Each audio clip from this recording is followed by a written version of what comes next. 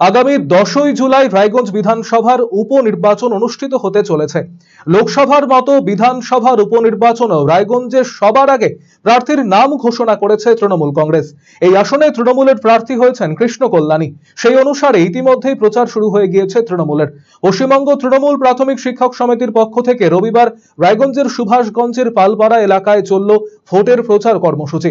এই কর্মসূচিতে নেতৃত্ব দেন সংগঠনের জেলা সভাপতি গৌরাঙ্গ চৌহান। তার নেতৃত্বে সংগঠনের কর্মীরা এদিন বাড়ি বাড়ি প্রচার চালান। গৌরাঙ্গ চৌহান জানিয়েছেন, রায়গঞ্জ বিধানসভা উপনির্বাচন খুবই গুরুত্বপূর্ণ। মমতা বন্দ্যোপাধ্যায় মানুষের জন্য একের পর এক উন্নয়ন করে চলেছে। এখানকার মানুষের কথা বিধানসভায় তুলে ধরার জন্য কৃষ্ণ কল্যাণীকে ভোট দেওয়ার আবেদন জানিয়েছেন গৌরাঙ্গ বাবু। এদিন ওই এলাকায় দেওয়াল লিখনও করেন তৃণমূলের শিক্ষক সংগঠনের কর্মীরা।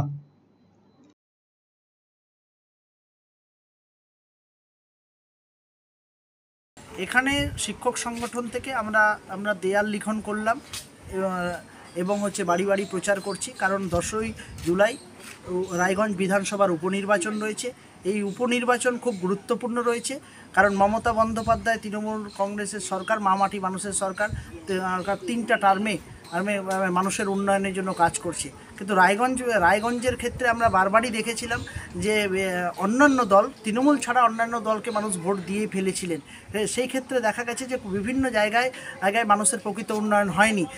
কিন্তু এই যে এখানকার সাধারণ মানুষের কথাবার্তা, রাস্তাঘাট থেকে শুরু করে বিভিন্ন কথাবার্তাগুলোকে বিধানসভায় তুলে ধরার জন্য যিনি কথা বলবেন সে তৃণমূল কংগ্রেসের প্রার্থী কৃষ্ণ কল্যাণীকে ভোট দেওয়ার আহ্বানে আমরা শিক্ষক শিক্ষিকারা আজকে থেকে প্রচার অভিযান শুরু করলাম।